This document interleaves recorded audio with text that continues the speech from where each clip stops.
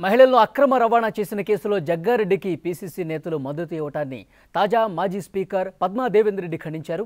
దేశద్రోహులను arrest చేస్తే మద్దతు ఇచ్చినందుకు పీసీసీ అధ్యక్షుడు ఉత్తమ్ కుమార్ రెడ్డి మహిళలకు క్షమాపణలు చెప్పాలని డిమాండ్ చేశారు. మహిళలను అక్రమ రవాణా చేసిన వ్యక్తులను అరెస్టు చేసినందుకు పోలీసులకు ధన్యవాదాలు తెలిపారు.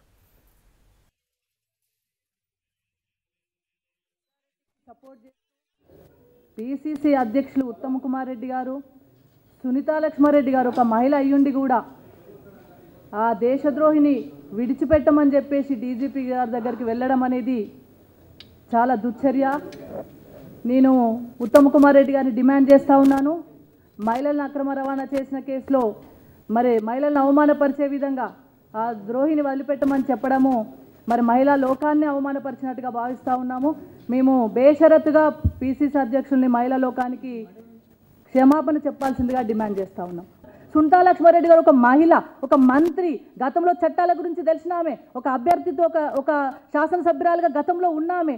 తనకు తెలియదా మహిళలను అవమానపరిచే కేసు దేశద్రోహం కేసు, ఇది అక్రమ రవాణా జరిగిందని తెలియదా? తెలిసి అతన్ని విడిచిపెట్టడం కోసం వీళ్ళు ప్రయత్నం చేయడము, దాన్ని తెలంగాణ రాష్ట్ర ప్రభుత్వం మీద రుద్దడము, పోలీసుల మీద రుద్దడము, ఇది ఎక్కడ అన్యాయం అండి?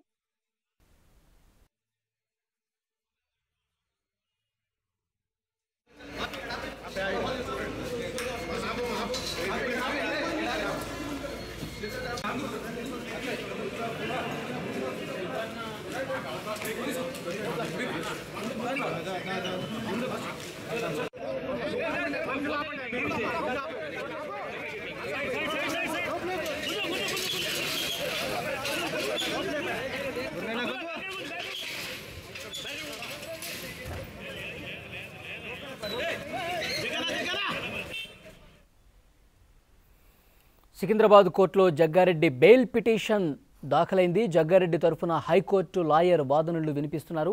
మరోవైపు జగ్గారెడ్డి పథకం ప్రకారమే ఎమ్మెల్యేగా ఉన్న సమయంలో అధికార దుర్వినియోగానికి పాల్పడ్డారని, పక్కా ఆధారాలు ఉన్నాయని పబ్లిక్ ప్రాసిక్యూటర్ వాదిస్తున్నారు. ఇటు సంగారెడ్డి బంద్లో పాల్గొనేందుకు వెళ్తున్న కాంగ్రెస్ నేత దామోదర రాజనరసింహను పోలీసులు అరెస్టు చేశారు. దామోదర రాజనరసింహ అరెస్టును టీపీసీసీ చీఫ్ ఉత్తమ్ ఖండిస్తున్నారు.